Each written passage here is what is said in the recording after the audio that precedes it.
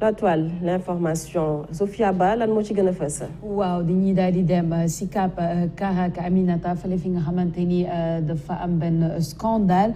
On l'a vu dans le bulletin d'information et la revue de titre de Pape Ibrahima Ndiaye. 2 hommes ont été surpris ci li nga xamante ni dafa mel ni des ébats entre 2 hommes sur le toit de la mosquée. Et père riche, père pauvre qui dit provocation à Sicap Karak. 2 hommes surpris en plein débat sur le toit d'une mosquée durant le match Sénégal-Burkina. Ils nous mettent au défi maintenant. Saliou Gain qui dit la semaine dernière, c'était dans un cimetière. Ande Samadiko, il y a du pain sur la planche. Sek Baba Moussa qui dit on a du pain sur la planche. Cette lutte nous concerne tous. Ni def di nous provoquer l'immanque de respect le togne boumak la sax. On a ensuite Amoudi Amina qui dit j'ai du mal à comprendre pourquoi le choix du lieu de la mosquée.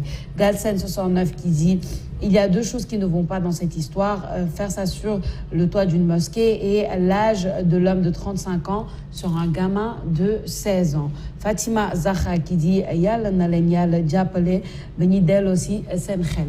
Alors Aminata, scandale boobu dafa xaw a doy waar. Moi je pense qu'il faut peut-être aller en profondeur, enquête. Je suis sûre que benn enquête dina am xool lan mooy contexte bi, qu'est-ce qui se passe réellement, qu'est-ce qui s'est réellement passé. Nee nañ un des hommes àndul ak xelam, il y a un problème de santé mentale. Tes problèmes de santé mentale wax nañ ko waxaat ko fii, ça doit être pris au sérieux. Ça doit vraiment être pris au sérieux parce que bon mun na jur lu nekk, ça peut aller un peu dans tous les sens. Donc il faut pas laisser les gens qui ont des problèmes de santé mentale nga bàyyi leen ñi ci mbedd yi parce que ça amène des problèmes, ça amène plusieurs problèmes. Bon, la semaine dernière il y a eu ce gros débat sur justement criminalisation ou homosexualité. Bon, cette semaine on tombe un peu sur ça. Dafa nekk li nga xamante dafa xaw a délicat, dafa xaw a doy waar ci réew mi. Et puis c'est un peu normal que les gens s'offusquent beaucoup. Et puis voilà, ñëpp choqué wu et dafa doy waar. dafa di Sophia quelque chose boo xamante ne dafa choqué ñëpp comme ni nga ko waxee, choqué na nit yi. ñu ngi ci période boo xamante ne ñu ngi wax débat criminalisé homosexuel. ñi naan débat bi c'est politique. dañoo choisir benn moment boo xamante ne c'est une période politique pour wax ci alinuen. Mais je pense que ni affaire homosexualité depuis bi muy exister ça dépasse le cadre politique. ndax dafa di loo xamante ne war nañ cee ut solution. Déjà man je me dis que ni homosexualité du loo xamante ne c'est seulement politique ndax religion islam bëggu ko. amul benn religion révélée boo xamante ne bëgg na li nga xamante ne moo di homosexualité. Déjà sur ça rek buñ ci basé woo rek man je pense que ni war nañoo ut solution ci problème boo xamante ne mi ngi doon lu jafe a dund jamono ji, surtout moment boo xamante ne nit yi ñu ngi koy wax di ko parce que dafa am loo xamante ne dafay susciter benn curiosité. dafa am mbirub homosexualité dañ ko doon wax mais ñemewuñ ko woon sax wax ci ay jamono. boo newee homosexuel wax ko ci olof ne góor jigéen yow pour kàddu bi rek boo ko yëkkatee dafa di lu diis. Mais actuellement ça commence à être banalisé. Man loolu mooy problème bi nga xamante ne man daf ma inquiété. Ça commence tellement ñu banaliser ko ba nit yi dañu koy wax naturellement. démb rek yow Sophia maa ngi gis ci internet bi ñuy wax ne dafa am ay émoji yu bees yoo xamante dañ ko génnee ay góor yoo xamante ne dañu nekk enceinte. loolu rek man ak internet fu mu toll, xale yi ni ñuy utiliser internet ak téléphone portable nu mu disponible xale yi di ko utiliser, loolu rek ça peut jouer quelque chose ci mentalité xale yi. Pour revenir ce qui s'est passé ci Sicap Karak, c'est vraiment déplorable. Lieu bi nga xamante ne moom la ñu choisir déjà, man je vois pas le pourquoi ñu choisir foofu. ñu ngi naan ki am 35 ans moom wérul déjà dafa am problème xel, am na problème xel du moment muy def pratique bi nii. Mais nañu xool naka lañ def pour trouver si solution. C'est vraiment déplorable ce qui s'est passé. C'est déplorable. Te ni nga ko waxee, c'est vrai qu'il commence à y avoir une banalisation bon voilà, ça fait partie un peu de tout ce qui est mondialisation, etc. day am benn banalisation même des termes. Mais man li ma gën a yitteel mooy qu'on fasse une enquête, qu'on comprenne pourquoi ce lieu. Qu'est-ce qui s'est réellement passé? Parce que d'accord, c'est une chose, l'acte en lui-même est une chose. L'acte dans un lieu fermé, voilà, vous êtes dans votre chambre, je sais pas, pas au vu et su de tout le monde, pas ci benn lieu qui est sacré pour nous musulmans. Donc je pense qu'il faut comprendre un peu ce qui s'est passé là moo tax. Voilà, sur le toit de la mosquée. Pourquoi? Comprendre ce qui s'est passé, mais aussi poser les véritables questions. Xam nga barki dem bu ñuy wax def édition spéciale ci li nga xam ne mooy situation bu xew ci Guinée-Bissau. Amidou Andi politique dafa wax ji am solo mu ne Sénégal wala Afrique de façon générale on apporte des réponses erronées à des questions sérieuses. ñun loolu mooy suñu problème. Tey jii wax nga dëgg war nañ d'abord ñaawlu ko parce que aussi c'est assez choquant de gis ay nit di def ay rapports sexuels ci bërëb boo xam ne lu toll ni mosquée. wala jàkk même si c'était un homme et une femme. oui non déjà rien que waaw déjà loolu dafay doy waar ça comme tuma nag li nga xam ne jàpp nañu ne dëppoowul ak suñuy gis-gis. àdduna dëppoowul ak suñu diine dëppoowul ak ci li nga xam ne mooy suñu aada. parce que lu jëm ci wàllum borom ñaari tur yi ñun jàpp nañu ne Sénégal newul dëppook li nga xam ne mooy ñun lu ñu bëgg. société bi nga xam ne lu ñu bëgg moo tax. dañu war a def suñu kéemtalaay kàttan ngir aar suñu société ngir xeex ko mais nag pour ñu aar ko xeex ko foog ñu comme Aminata lu mu wax foog ñu poser les véritables questions parce que tey jii j'ai comme l'impression que ce débat là qui est un débat extrêmement important gars yi dañ ko jëlee du noonu par exemple tey jii Sophia ban réponse la éducation mën a am par rapport ak homosexualité ban réponse les médias yi mën a am par rapport ak homosexualité ban réponse le leader politique yi mën a am par rapport ak homosexualité ban réponse le imam bi mën a am par rapport ak homosexualité ça dafa nekk ay débat yoo xam ne dañ ko war a poser jindi suñuy casquette même voilà pas pour même casquette imam bi sax pour man parfois de temps en temps war nañ ko mën a tegee na li mais poser un véritable débat boo xam ne nit ki dafa jóg pour aar société bi ñu dépassionné débat bi parce que j'ai comme l'impression que ce débat là il y a trop de personnes yoo xam ne dañuy poser affaire yi nu ñu koy jëlee baaxul c'est entre deux camps alors que affaire bi newul benn ñaari camp benn camp la war a doon ñëpp gis bokk benn gis-gis ngir ne lii moo gën pour Sénégal comment on fait mais tey jii moi j'ai vu sur Twitter récemment le Parisien fësal benn ni ngeen ko tuddee sax sur le emoji xaw ma. oui emoji yoo xam ne emoji xaw ma nan lañ ko mën a expliquer ñi nga xam ne comprendre. mooy image yi nga xamante ni sooy utiliser sa téléphone sooy envoyer ay messages et cetera. soit mu am utiliser ay images soit mu am. muy reetaan mu sonn. wala mu kontaan. barki démb j'ai lu sur Twitter le Parisien. oui benn emoji boo xam ne dañ ko def. bu bees xale bu ndaw bu ëmb. wala góor bu ëmb.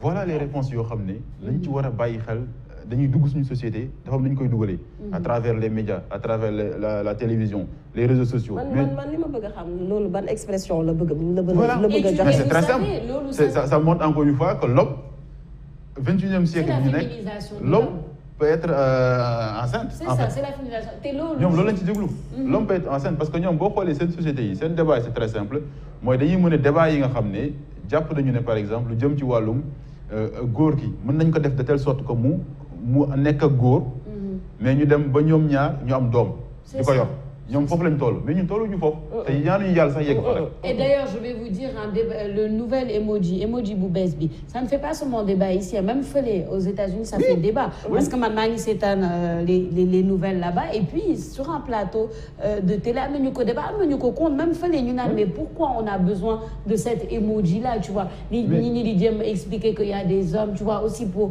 là-bas les populations transgenres yi nga xamante ni des femmes qui se transforment en hommes. Non, en tout cas c'est leur réalité. mais am na dessin animé yoo xam ne dañuy wane ay xale. góor ak góor di fóonante.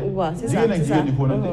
mais ban réponse lañu war a am ñun en tant que parent en tant que sénégalais en tant que africain nga xam ne gëmuñu loolu ban réponse lañu war a am pour man ce sont ces questions là profondes qu'on doit se poser. mais gars yi kii day tiire fii kii tiire fii. Et au milieu ils vont en profiter pour dem dugal li nga xam ne dugal. moo tax barki dem quand j'ai vu ça personne n'en parle. Oui. Alors que dafa nekk ay mbir yoo xam ne c'est disponible c'est comment faire par exemple au Sénégal qu'on puisse contrer attaque jëm ci wàllum góor jigéen yoo xam ne attaque yooyu dañ koy jaarale ci xale yi yësi ban réponse le Sénégal mën a am ça va être compliqué mais je pense que mën nañu mener ay réflexions yu mel noonu ci bërëb bi nag dañ koy naqaru encore une fois mais ça pose également une autre question profonde dans nos lieux de culte la sécurité ah oui c'est important sécurité bi dañ ko war a xoolaat. Ce qui se passe dans mon lieu de coach, c'est important. Non, ni nga ko waxee dépassionner le débat, je pense qu'il le faut maintenant et il faut parce que ça commence à être quelque chose. Le fait qu'en l'espace de une semaine dernière lañ doon waxu criminalisation, semaine bi lii am dafa xaw a doy waar pour moi il y a un problème quelque part. Mais Sophia, regarde ce qui se passe actuellement. Je ne vais pas tout mêler parce que je n'aime pas les généralisations abusives, mais regarde ce qui se passe actuellement dans l'école sénégalaise. xale yi jàngatuñu.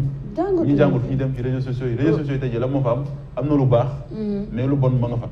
lu bon liste nañ ko léegi mooy ay ñu ne góor mën na dem ba ëmb xale mën na dañoo tànn sax ku rafet xale bu ndaw bu rafet nag. def biir bi def nii. c'est ça. donc c'est une image boo xam ne qui signifie mille choses à la fois. et qui peut influencer ñi nga xam ne ñooy xale yi. parfois dañu comprendre. parce que dafa nekk yoo xam ne dañ koy minimiser Sénégal boo wax rek ñu ne non psychologie ay psychiatre ay yooyu noonu amul solo non. am na solo de. la bataille psychologique jëm ci wàllum góor jigéen dafa am solo. gis nga mais parce que dañuy am problème ni nga ko waxee Pape Ibrahima Ndiaye parce que xale bi nga xamante ne tiim na téléphone portable am wala mu tiim dessin animé di seetaan di gis góor ak góor di def yenn yi wala jigéen ak jigéen di def yenn voilà dina essayer sax xam nga xale dafay jéem dina essayer xool li pourquoi li kii di def lii lan moo tax kii di def lii mais bu fekkee ne parent bi mi ngi suivre xale bi wala mi ngi xool xale bi lan lay seetaan ci internet bi lan lay seetaan ci li nga xamante ne moo dessin animé yi mu suivre ko xool di ko tereen lii baax na lii baaxul mais ñun notre problème au Sénégal mooy que ni dafa am trop de tabou yow xale bi dafay seetaan dara nga ñëw rek fay télé bi doo ko wax lan moo xew ci télé bi lan moo xew ci internet bi homosexualité moom nekkatul tabou ça moom vraiment homosexualité moom il faut plus que mu nekk tabou il faut plus mu nekk tabou mais faut pas ñu banaliser ko loolu war a nekk suñu bopp ñu ko banaliser mais newul tabou dañu war a ut ay réponses yoo xam ne parce que phénomène bu doy waar la bu mën a nasaxal li nga xam ne mooy société c'est ça mais li nga wax dafa am solo je vous donne un exemple juste concret xoolal nombre de fois nga toog ak xale muy seetaan ñun ñëpp peut-être dal nañu mu jékki-jékki la mu ne la papa lii daal la wala yaay lii daal la mais parfois tu as du mal à répondre parce que c'est une scène boo xam ne mënoo wax sa doom lii la wala mënoo wax sa rakk lii la beneen exemple bu la mën a jox concret mooy tey jii da ngay xool xale yi parfois am na xeetu jeu yoo xam ne dañ koy répété xeetu wax yoo xam ne dañ koy répété ni ñuy waxee sax parfois dañ koy influer parce que dessin animé dañuy seetaan benn héros mu am nu muy comporter am nu muy waxee ils incarnent ça bien sûr donc pour te dire que comment c'est important les médias comment c'est important la télévision comment c'est important les réseaux sociaux mais tey jii débat bi ñu ngi ko bëgg a tënk ci criminaliser li nga xam ne mooy homosexualité alors que y a des questions profondes vraiment sociétales ñu ngi ci table sénégalais yi ku nekk mooy am loo ci benn rôle boo ci mën a jouer. benn processus bu gudd la. bu gudd la dafa am base man ci lañ ko war a commencer. c'est un long processus et il faut pas rater la base. mi ngi noonu ñu jàll ci beneen xibaar bi gën a fës ci internet on part bien sûr vers le Cameroun pour la CAN foofu nga xamante ni finale bi day am dimanche bi Sénégal contre l'Égypte. On va commencer d'abord par un communiqué de presse justement qui vient du ministère de la Communication du Cameroun sur la presse internationale qui aimerait couvrir bien entendu la cérémonie de clôture de la CAN. Et le communiqué dit le ministre de la Communication annonce aux journalistes désireux d'assurer la couverture médiatique de la cérémonie de clôture de la 33e Coupe d'Afrique des Nations que présidera le chef de l'État, M. Paul Biya Senior, le dimanche 6 février 2022 au stade de Lembe, que les accréditations afférentes sont ouvertes au ministère de la Communication à compter du jeudi 3 février. Les dossiers relatifs qui seront reçus à la direction du développement de médias privés jusqu'au vendredi 4 février devront comporter les pièces suivantes. Une demande timbrée au tarif en vigueur signée du directeur de la publication et comportant les noms et prénoms des membres de l'équipe de reportage, les photocopies des cartes de presse des membres de l'équipe de reportage, les photocopies des badges d'accréditation délivrés par la CAF, le cas échéant, une copie de la dernière édition du journal pour les organes de presse écrite. Le ministre de la Communication compte sur la forte mobilisation de la presse nationale pour contribuer au succès de la cérémonie. Non.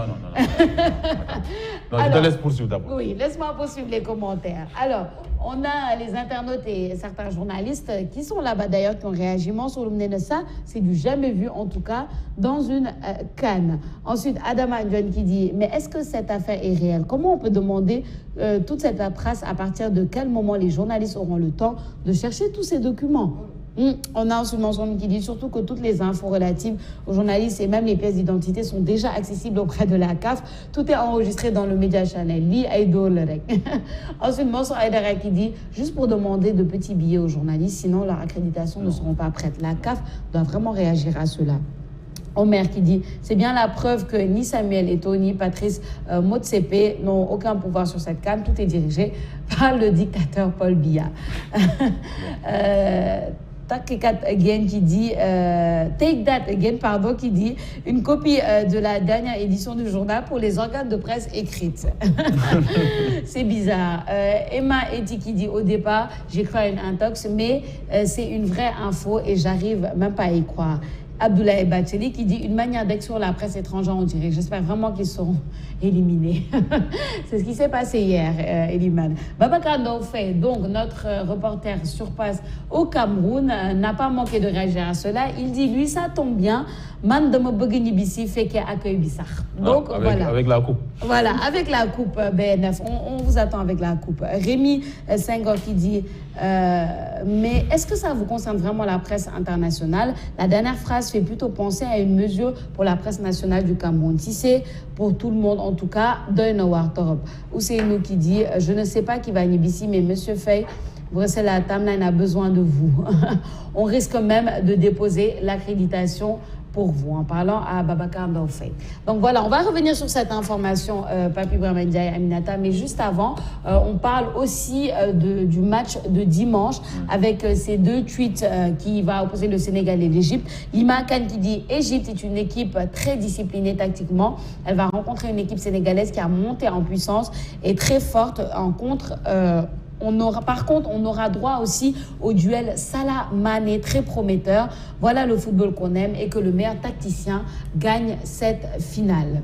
Et on a la première réaction de l'Égypte quand, juste après avoir gagné les demi-finales face au Cameroun, on le voit ici, qu'en 2022, l'Égypte voudrait repousser la finale face au Sénégal à lundi. Après la qualification de l'Égypte pour la finale de la CAN jeudi, aux dépens du Cameroun, l'entraîneur adjoint des Pharaons, Dia Al-Saed, a demandé à ce que le choc face au Sénégal se dispute lundi et non dimanche. Et les raisons, c'est que, selon lui, le Sénégal aurait eu le temps de se reposer plus que l'Égypte. Alors, pas Ibrahima, tu veux vraiment réagir? Non, là, je veux vraiment réagir sur ces deux actualités-là. On t'écoute.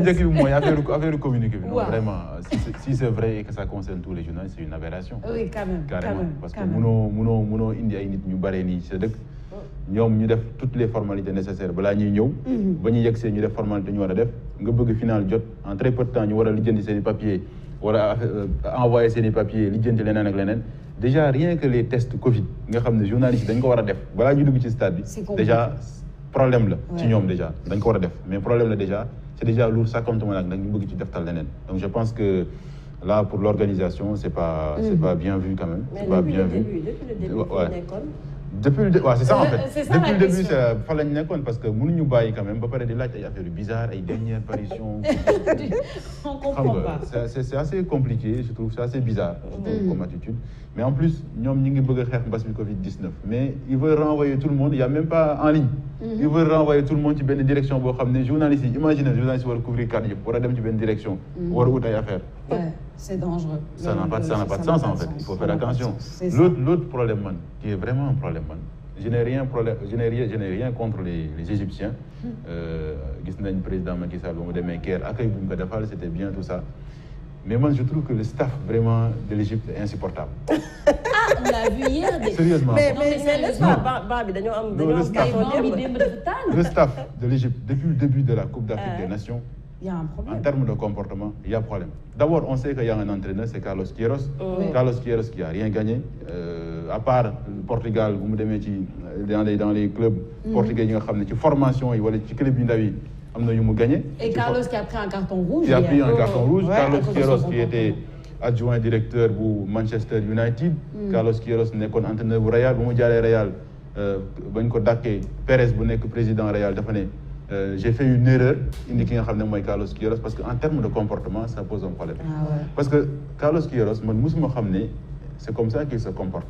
Alors que vous n'êtes que Manchester United, donc mais il ne faisait pas comme ça. Donc il faut qu'aussi, gars, bu ñu ñëwee li nga xam ne mooy Coupe d'Afrique des Nations Aminata respecter suñu compétition Carlos Queiroz mënul am trempe bi nga xam ne moom la am en tant que sélectionneur national mu ñëw Afrique di def lu ko neex c'est normal en tout cas daal démb adrénaline bi yéegoon na trop j'en profite Mass à partir de fii laay lancé un appel solennel à Aliou Cissé xam naa ne bi mooy ñu ngi seetaan il doit faire très très attention avec le staff égyptien parce que boo xoolee ñoom nan lañ gagné Maroc ci neeru c'est vrai que sur le terrain gagné nañu mais c'est surtout en dehors parce que boo xoolee ils ont mis la pression sur l'arbitre la pression sur le staff ba bu ñu sukkandikoo ci l'équipe Valilović nga xam ne moo nekk sélectionneur bu Maroc dafa naroon xeex sax ak moom ba match bi jeexee donc il faut faire attention Sénégal war nañ préparer bu baax psychologiquement surtout parce que le match sera sur le terrain mais en dehors c'est important sur le plan mental ñu bañ a tomber ci li nga xam ne mooy piège yu Carlos Queiroz parce que dans toutes ces équipes c'est comme ça qu'il a eu à gagner même les Égyptiens les Marocains ils l'ont souligné et que ñoom dañu daje woon xaw ma je sais pas dans quel match mais nu mu leen gagné mooy pression bu mu teg ci arbitre bi pression bu mu teg aux alentours li nga xam ne mooy police bi donc Aliou Cissé def nañ ko confiance je pense que Sénégalais yi tey jii am nañ benn capacité mentale boo xam ne mën nañ permettre bu ñu gagné Égypte ci biir terrain bi lay doon mais pas en dehors. Et man je suis content que c'est toi qui l'aies dit parce que man yàgg naa ko wax je n'aime pas leur jeu je n'aime pas la manière de jouer des Égyptiens parce que je trouve que c'est pas fair play. C'est pas fair play parce que yow yaa ngi démb gis nañ ko le comportement de Carlos Queiroz, le comportement de beaucoup de joueurs égyptiens, même à un moment, même Salah m'a déçu hier, même Salah, parce qu'un joueur de la trempe de Salah, il en vient à se disputer comme ça avec l'arbitre, loolu baaxul parce que le truc c'est que Raylan seen bopp ci terrain bi ku gagné mais man je sens beaucoup de manipulation dans leur jeu parce que ñoom ce qui se passe avec l'équipe d'Égypte c'est que il faut pas oublier c'est le 3e match que l'équipe d'Égypte remporte par tir au but. L'équipe d'Égypte sait que su demee tir au but elle a beaucoup de chances de gagner. D'accord mais seen CAN bi presque yëpp ay prolongation noonu lañ éliminé Côte d'Ivoire prolongation ak tir au but lañ éliminé Côte d'Ivoire et voilà donc et sur le terrain man j'avais l'impression que il perd du temps. Il y a même dama doon seetaan match bi sur une chaîne que je ne vais pas nommer mais bon les commentateurs même disaient à un moment donné à la fin du match c'est insupportable chaque 10 minutes tu as un joueur égyptien qui est par terre. Non mais chaque 10 minutes xam nga loolu xam nañ ko ci ñoom de Sophia. mais c'est insupportable. non ñoom loolu xam nañ ko ci ñoom ne par exemple Maris bi dafa bokk ci seen équipe. c'est ça. mais quelle réponse l'adversaire war a am par rapport à ça. il faut que les Sénégalais mais manipulation bi ngeen di wax ëppul nga toog ba heure bi ne match bi nañ ko yóbbu ba c'est un manque de respect. C'est quoi ça? Non seulement mais bi ñuy tasee ak Cameroun j'ai vu que ni ñoom dañoo amoon un jour de plus que Cameroun. bien sûr mais compétition noonu la parce que kenn du prévoir ne prolongation ngay qualifié par force. kenn xamul ñoom dañuy tegle ñetti prolongation dem mais aussi c'est peut-être que c'est un style de jeu la moo tax aussi ñu yegg foofu. c'est pas un bon style ñu bëgg a dem donc man je pense que c'est même un manque de respect. jàkkaarloog africains yi naan leen. bon ñoom ñëpp ay africains lañ de façon générale. de façon générale. naan ñu foog ñu reporter li nga xam ne mooy final bi c'est quand même un manque de respect de la part de Carlos Queiroz. je pense que bu nekkoon Ligue des Champions wala bu nekkoon. Europa League wala bu nekkoon Carlos Queiroz man seetaat naa ko je n'ai rien contre lui je suis en train de mais parfois Manchester United da doon toog mais da doon casse mais il ne faisait pas comme ça mais fii t'as l'impression que c'est comme si. moom daal voilà. lu ko neex def lu ko neex wax. il a un comportement boo xam ne pour moi c'est irresponsable en tant qu'entraîneur. Donc du coup les Sénégalais doivent avoir vraiment et man je leur fais confiance il y a des leaders il y a le nouveau leader man je l'appelle le nouveau leader Sarr Diallo qui s'est démarqué vraiment non c'est le nouveau leader parce que le comportement qu'il a eu au match dernier même avec Nampalis Nampalis dafa naroon énervé mu jàpp Nampalis ne ko non c'est pas comme ça bàyyi rek on se calme on se tue sur le terrain. Faut surtout pas être sur la défensive. Faut pas être sur les nerfs faut pas se laisser loolu bu ñu ko defee rek dinañ am problème. match bi Sénégal sur le plan offensif tey jii Sénégal parce que Égypte ñoom seen base défensive la ñu bëgg a gagner Coupe d'Afrique mais ñun c'est vrai que am nañ benn base défensive mais aussi am nañ benn base offensive boo xam ne mën nañu permettre ñu gagner c'est vrai que Égypte am nañ seen star Salah mais à part Salah derrière il y a des joueurs yoo xam ne ñu ngi jouer seen club Égypte c'est vrai que dañ leen war a respecter mais pour man Sénégal moo war a ñëw dicter loi bi nga xam ne. mais moo ëpp potentiel. mais bien sûr Sénégal bu bëggee gagner Égypte bu mu jéem sax naan day dem série. non surtout pas c'est ce qu'il faut qu'on évite. série de bleu moom nañ ko éviter. te Aliou Cissé ak ñi nga xam ne ñoom la àndal ñu garder leur sang-froid parce que Carlos Queiroz peut-être je pense que il sera suspendu parce que dafa jël carton rouge. voilà il sera pas sur le. mais déjà Égypte beneen problème bu ñu am mooy Égypte doo xam sax ñaata entraîneur adjoint la ñu am parce que ñoom ñu koy jóg les joueurs les gardiens non c'est compliqué. Ils n'ont pas de discipline ou alors c'est peut-être leur tactique mais il faut que et là je fais confiance à Aliou Cissé parce qu'Aliou Cissé on le connaît pour son calme et sa sérénité donc je pense que dina ko instaurer quoique c'est pas facile pile. su lay provoquer di le provoquer à un moment donné. non mais bon il faut répondre non maanaam bu ñu daw bataille psychologique bataille sur le terrain. Ouais. Mais ce qu'il faut éviter c'est que ñu génn suñu match. C'est hors du terrain voilà c'est ça. Mais non en tout cas yow moo nekkoon xibaar yi gën a fës ci internet on espère que j'espère vous retrouver lundi avec la coupe en poche inchallah Aminata. Merci beaucoup Sophia Ba kon lundi inchallah ñu am yaakaar toog fii ñëw ak coupe bi nga xamante ne moo di coupe d'Afrique des Nations Sénégal inchallah